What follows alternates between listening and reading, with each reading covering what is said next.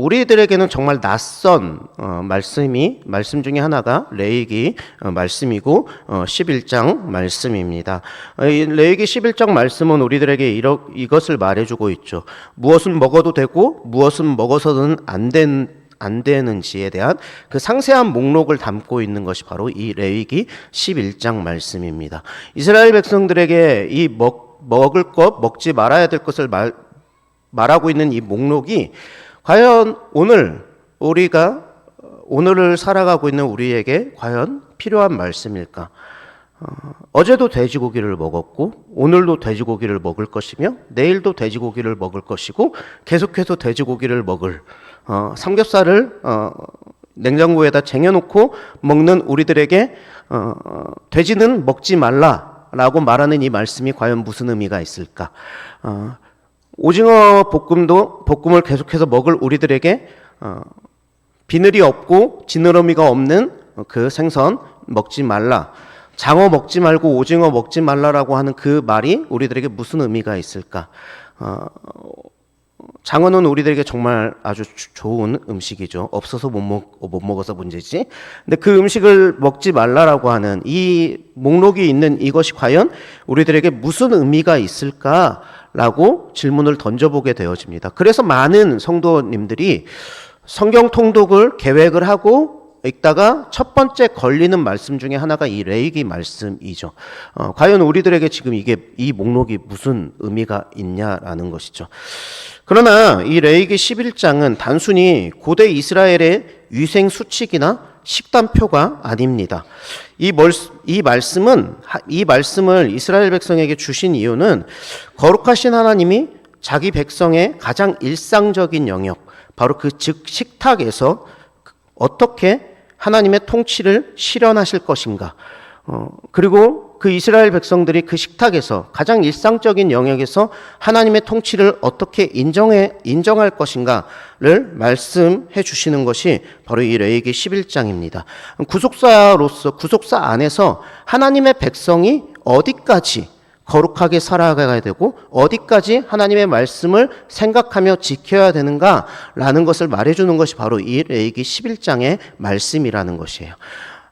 이 레위기 11장 전에 바로 10장에서 레위기 10장에서 어떠한 사건이 있었냐? 바로 나답과 아비후가 자신의 그냥 마음에 드는 불을 들이다가 죽게 되어지는 사건이 일어나게 되어집니다. 하나님께서 딱 정하신 그 불만 하나님 앞에 하나님의 제단에서 드려야 되는데 그 불이 아닌 하나님께서 정하지 않으신 그 불을 들이다가 나답과 아비후가 죽임을 당하게 되는 사건이 일어나고 난 이후에 하나님께서 정결례에 대해서 말씀하시면서 부정한 것, 정한 것, 너희들이 먹어도 되는 음식과 먹지 않아도 되는 음식을 말씀하고 계시죠. 하나님의 거룩함은 성소 안에서만 머무는 것이 아니라 성도들의 입으로 들어가는 음식에게까지 미친다라는 그 엄중하고도 자비로운 통치의 말씀이 바로 레위기 11장의 말씀입니다. 그래서 오늘 우리는 이 레위기 11장 우리가 읽은 말씀 가운데 또한 레위기의 주제라고도 할 수 있는 내가 거룩하니 너희도 거룩할지어다 라고 말씀하시는 그 하나님의 진심 어린 그 마음을 살피고 이 말이 과연 이 엄격한 규례들이 어떻게 예수 그리스도의 십자가 안에서 우리에게 참된 자유와 생명으로 완성되었는지를 함께 생각해 보고자 합니다. 하나님께서는 왜 굳이 먹는 것을 가지고서 정결과 부정을 나누셨을까요? 많은 신학자들이 이에 대해서 해석을 합니다. 우리 개혁주의 신학은 이제 칼빈의 전통을 이어서 바울의 신학과 그것을 해석하면서 개혁주의의 신학을 이어받고 있는 우리 쪽에서는 창조 질서의 회복과 언약적 구별의 관점에서 이 레위기 11장의 말씀을 이해하고 있습니다. 레위기 11장의 어떤 동물 분류 체계가 창세기 1장에서 나오는 그 동물 분류 체계와 상당히 흡사하고 상당히 유사한 것을 보게 되어집니다. 땅에 있는 생물, 또한 바다에 있는 생물, 하늘을 나는 생물, 그렇게 나눠지는 그러한 목록이 상당히 많이 닮아져 있죠. 그러면서 레위기 11장에서 정한 짐승으로 분류되는 것들은 대개 그 서식지에 가장 적합하고 전역적인 형태를 갖춘 것들이며 반면 부정한 것들은 그 경계가 모호하거나 죽음을 먹거나 사체를 먹거나 땅에 지나치게 밀착되어 기어다니는 것들이다라고 그렇게 분류를 하면서 창조 질서의 회복에 대해서 말씀해주는 말이라고 해석을 하고 있죠. 그러면서 육지의 짐승 중 굽이 갈라지고 새김질하는 것을 정하다라고 하신 것을 칼빈과 같은 그 개혁주의 주석가들은 쪽발 혹은 갈라진 굽을 세상과의 철저한 분별에 대해서, 우리가 세상과의 철저하게 그렇게 구별되어져야 되는 것에 대해서 말하고, 새김질하는 것은 하나님의 말씀을 계속해서 되뇌이게 하면서 묵상해야 되는 것에 대해서 하나님께서 말씀하시기 위해서 이 동물을 정했다라고 해석을 하고 있습니다. 그런데 이러한 해석들이 어떻게 보면 일리가 있어 보이죠. 어떻게 보면 좋아 보이는 해석이기도 합니다. 하지만 어떻게 보면 너무 끼워 맞추기식 같은, 어떻게든 의미를 잡아내보려고 해석해보려고 하는 그런 것이다라고 말하는 학자들도 있습니다. 그래서 어떠한 측면에서는 지금 돌아보니까 하나님께서 말씀하신 음식들이, 그러한 동물들이 오염이 덜 되는 음식이다 라고 말하면서 위생적으로서 하나님께서 분류하신 것이다 라고 말하는 사람들도 있습니다. 어떠한 해석이 중요하냐, 어떠한 해석을 우리가 취할 것이냐, 사실 그리 중요하지 않습니다. 왜냐하면 이러한 해석들은 우리 인간 면에서 좀 더 말씀을 지키기 위한 어떤 의미를 찾아보고자 나오는 해석이지, 하나님께서는 그 의중을 가려 놓으셨기 때문에 정말 우리가 하나님의 의중을 알 수는 없습니다. 새김질하는 거, 쪽발 갈라진 것을 먹으라는 것을 거룩과 그러한 되새김에 대해서 말씀하는 것이다 라고 정확하게 말할 수가 없어요. 왜냐하면 하나님께서 말씀을 안 해주셨기 때문입니다. 중요한 것은 하나님이 말씀하셨다는 것입니다. 하나님께서 먹으라고 한 음식과 먹지 말라고 한 음식을 나누었다라는 것이, 그것이 중요한 것이죠. 그리고 그것을 통하여서 우리가 알 수 있는 것은 하나님께서 우리들에게 요구하시는 거룩이 어마어마하게 거창한 것은 아니라는 것입니다. 그냥 식탁에서 음식을 구별하는 것, 그것을 통하여서 하나님이 우리들에게 말씀하신 것이 무엇인지에 대해서 기억하라라고 말씀하시는 것이죠. 하루에 12시간 기도해라. 1년에 성경 3번 이상은 읽어야 된다. 너희들 365일 동안에 360일 이상은 새벽 기도 빠지지 않아야 된다. 이러한 거창한 것을 말씀하지 않으세요. 방금 말한 그 목록들은 저도 못 지키고 있는 것들입니다. 그러한 어마어마한 거대한 것을 말하는 것이 아니라 일상생활에서 그 하나님의 말씀을 얼마나 기억하고 있는지에 대해서, 기억할 것인지에 대해서 하나님께서 말씀하시는 것입니다. 즉, 나의 삶의 모든 순간을 의식하면서, 하나님을 의식하면서 그 하나님 앞에서 이것이 하나님께서 기뻐하시는 것인가? 이것이 하나님께서 먹으라고 하는 음식인가? 이것이 하나님께서 먹지 말라고 하는 음식이지, 그러면 하나님께서 먹지 말라고 하셨으니까 먹으면 안 되지, 그 구별을 하고 있느냐, 그렇게 하나님을 생각하고 있느냐, 그것을 말해주고 있는 것이 바로 레위기 11장의 말씀인 것입니다. 그러니까 음식을 고를 때 하나님이 원하시는 것인지, 하나님이 부정하다고 말씀하신 것인지 생각하면서 하나님이 기뻐하시는 것을 선택하는 훈련을 하는 것이죠. 부정한 짐승의 사체만 만져도 부정해진다라는 규례를 통하여서 죄의 전염성이 얼마나 강력한지를 또한 생각해 보라라고 하나님께서는 말씀하고 계시는 것입니다. 하나님은 이스라엘이 먹고 만지는 그 매 순간마다 죄의 비참함을 깨닫고 또한 하나님의 그 정결함을 갈망하기를 원하셨던 것이 바로 이 레위기 11장의 말씀에 담겨져 있습니다. 나답과 아비후가 왜 죽었는지를 기억하라라는 것이죠. 하나님 앞에 불을 드리는 거 얼마나 소중한 겁니까? 하나님 앞에서 빠지지 않고 예배를 드리는 거 얼마나 소중한 것입니까? 그런데 한 번 정도는 생각을 하라는 것입니다. 정말 너의 예배의 행위가, 너의 삶의 모양이 하나님이 기뻐하시는 것이냐? 하나님이 정말 하라고 한 것이냐? 하나님이 하지 말라고 하는 것이 혹시 섞여 있지는 않느냐라고 하나님께서는 묻고 계시는 것입니다. 그러면서 오늘 우리가 읽은 본문 말씀인 45절을 우리 같이 다시 한번 읽어보겠습니다. 45절입니다. 시작. 나는 너희의 하나님이 되려고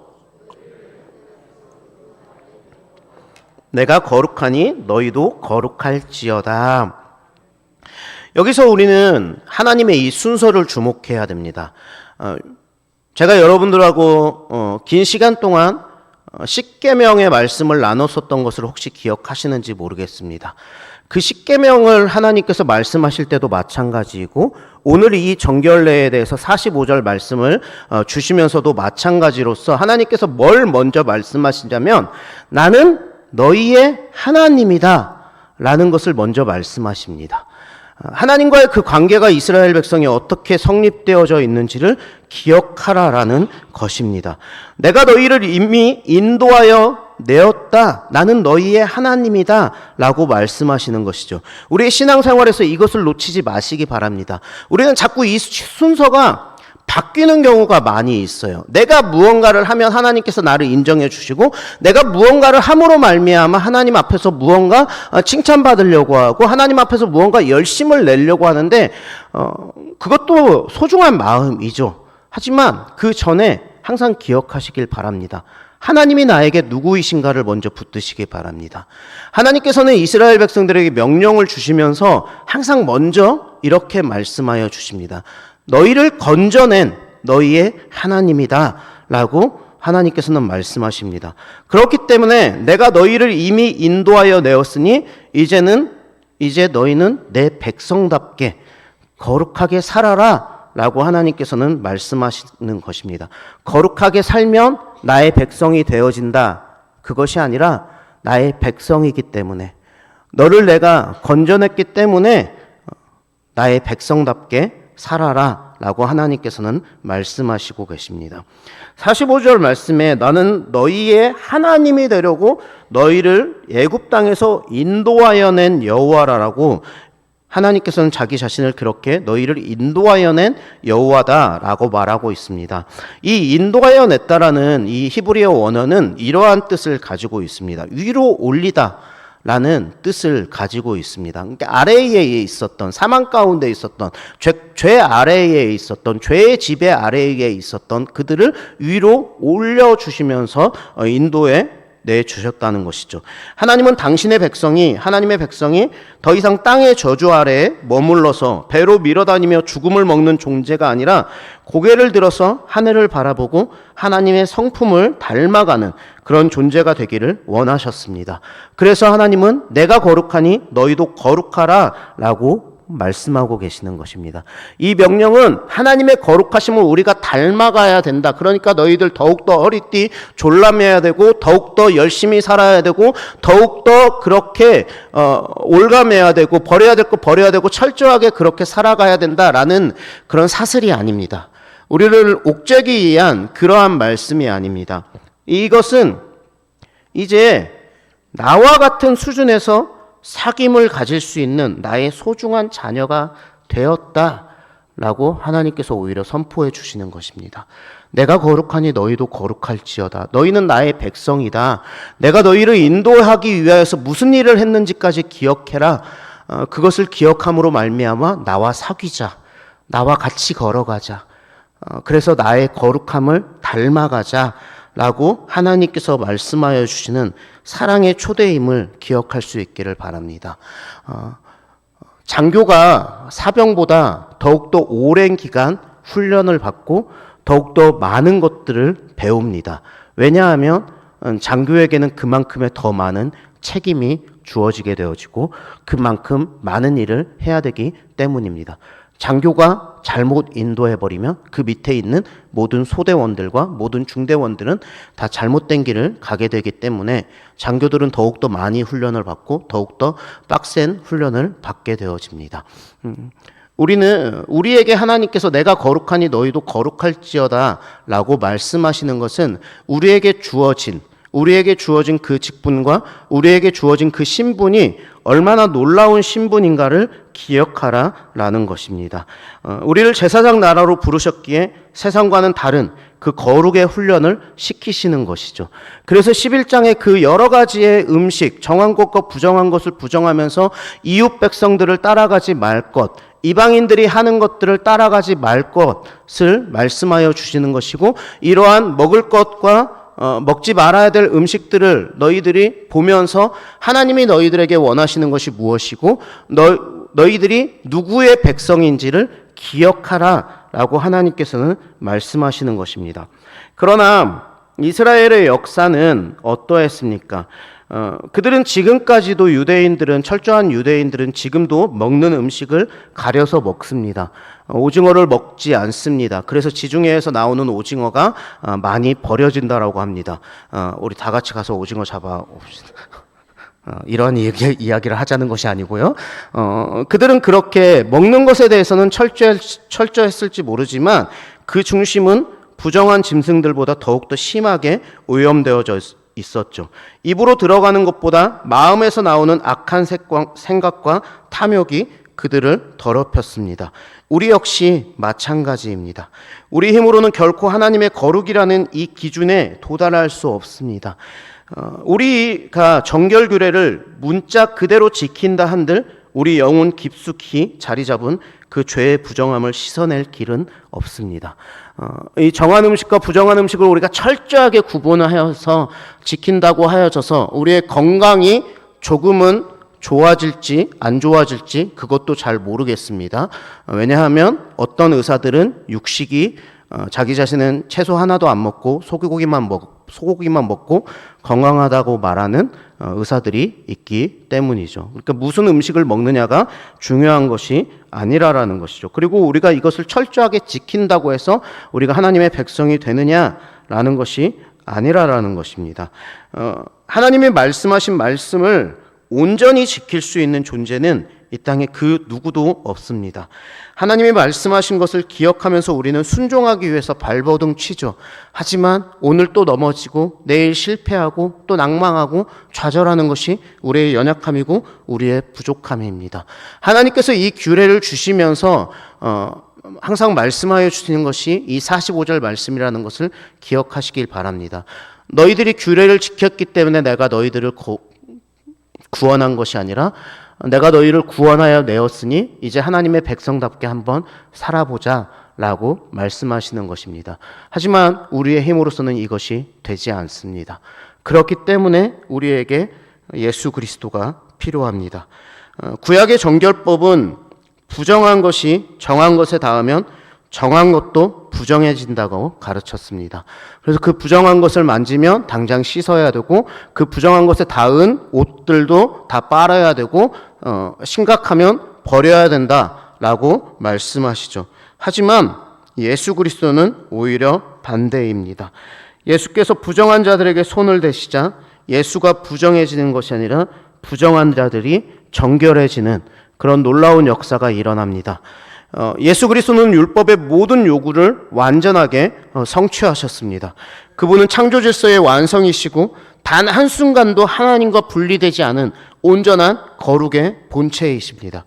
그분이 십자가에서 우리 대신 부정한 자의 그 죄책을 짊어지시고 저주를 받으심으로 이제 우리는 더 이상 음식 규례라는 그 그림자에 매이지 않게 된 것입니다. 히브리서 기자는 황소와 염소의 피가 육체를 정결하게 했다면 하물며 그리스도의 피는 우리 양심을 죽은 행실에서 얼마나 더 깨끗하게 하겠느냐라고 선포하고 있습니다. 우리의 거룩은 돼지고기를 먹느냐 마느냐, 어떤 음식을 먹느냐 마느냐의 문제가 아니라 그리스도의 보혈이 내 영혼을 덮고 있느냐, 나의 하나님이 나를 구원하여 내신 하나님이시냐, 나를 구원하기 위해서 십자가에서 죽으신 예수님이 나의 구주이신가라는 그 문제입니다.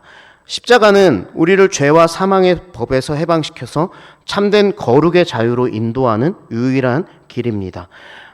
레위기 11장의 음식 규례는 그리스도 안에서 그 의식적인 형식은 모두 폐지되었었습니다. 돼지고기 맘대로 먹으십시오.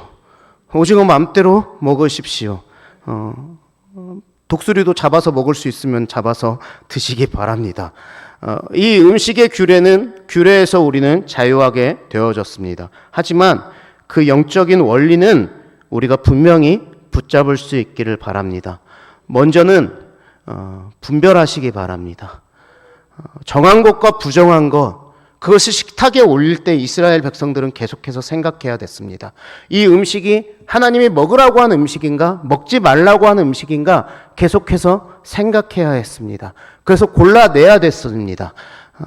정말 하나님의 백성이라고 한다면, 하나님의 말씀을 따르는 백성이라고 한다면 그것을 철저하게 지키기 위해서 기억하며 나아갔었던 것입니다. 우리 또한 마찬가지입니다. 우리의 삶의 기준에서 나의 선택과 내가 먹는 것, 내가 선택하는 것, 내가 걸어가는 길이 정말 하나님이 기뻐하시는 것인가?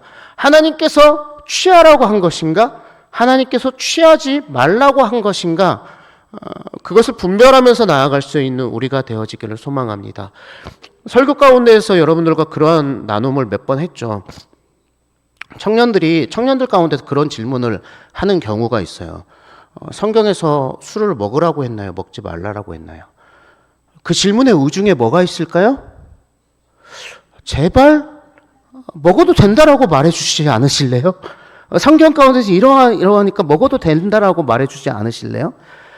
우리 성도님들 가운데서도 그런 질문 할 때 여러분들의 의중을 한번 돌아보시기 바랍니다. 내가 정말 이 질문을 왜 하고 있지? 조금이나마 나의 삶의 바운더리가 조금은 자유롭게 되어졌으면 좋겠다. 하나님이 원하시는 것보다 조금 편해져서 내가 선택하는 것이 좀 더 자유로워졌으면 좋겠다라는 그런 의중이 조금이라도 비친다라고 한다면 그 질문은 당장 버리시기 바랍니다. 하나님이 기뻐하시지 않는 질문이고 하나님이 기뻐하시지 않는 선택입니다. 그 분별을 해 나아갈 수 있는 우리가 되어지기를 소망합니다. 정한 것과 부정한 것을 말씀하시는 그 말씀을 오늘을 살아가는 우리들은 내가 선택하는 것이 정말 하나님이 기뻐하시는 것인가 라고 생각할 수 있기를 바랍니다. 두 번째로 거룩은 하나님의 사랑에 대한 반응임을 기억하십시오. 내가 거룩하게 살아감으로 말미암아 하나님의 백성이 되는 것이 아니라 하나님의 백성이기 때문에 거룩을 선택할 수 있는 우리가 되어지기를 소망합니다. 거룩이라는 것에 대해서 항상 기억하시기 바랍니다. 거룩은 구별입니다. 첫 번째와 이어지는 것입니다. 내가 하나님의 백성답게 거룩하게 살기 위하여서 구별된 자로 이 세상의 기준과 이 세상의 가치를 따르지 아니하고 구별된 자로 살아갈 수 있는 우리가 되어지기를 소망합니다. 마지막으로 세상과 분리되지 마시기 바랍니다. 거룩을 유지하기 위해서 분별의 영을 쫓겠다고 세상과 분리되지 마시기 바랍니다. 오히려 우리는 세상으로 나아가서 세상을 거룩하게 만들어 나아가야 되고 세상을 치유해 나아가야 되는 그 사명을 받은 자임을 기억하시기 바랍니다. 구약의 백성들은 부정을 피하기 위해서 세상으로부터 도망쳤습니다. 하지만 그리스도의 보혈로 정결하게 된 우리는 세상의 부정을 정화하기 위해서 세상 속으로 들어갈 수 있는 우리가 되어지기를 원합니다. 죽음이 있는 곳에 생명을 전하고 미움이 있는 곳에 사랑을 전하고 세상의 오염된 가치관을 그리스도의 정결함으로 씻어내는 그 사명을 감당해 나아갈 수 있는 우리가 되어지기를 소망합니다. 내가 거룩하니 너희도 거룩할지어다. 그 엄중한 말씀 앞에 순전하게 나의 삶을 돌아보고 나의 삶의 선택들이 정말 정한 것과 부정한 것을 말씀하신 그 하나님의 말씀 앞에 순전하게 나 또한 그 정한 것과 부정한 것을 구별하며 하나님이 기뻐하시는 것들을 선택하며 나아가는 거룩한 백성으로 살겠습니다. 그 결단으로 나아가는 우리가 되어지기를 주님의 이름으로 축원합니다.